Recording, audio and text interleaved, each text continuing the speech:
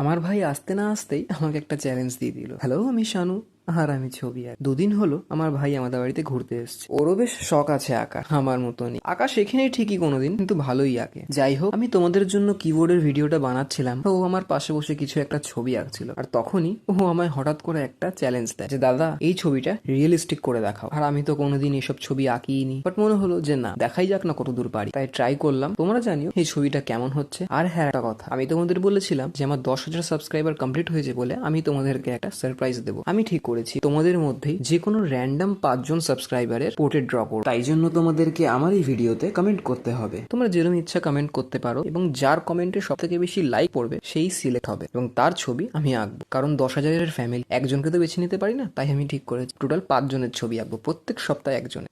আর এই ভিডিওটা কেমন লাগলো কমেন্টে অবশ্যই জানিও। আর হ্যাঁ, যদি ভিডিওটা পছন্দ হয়ে থাকে তাহলে একটা লাইক করে দিও। দেখা হচ্ছে নেক্সট ভিডিওতে। বাই।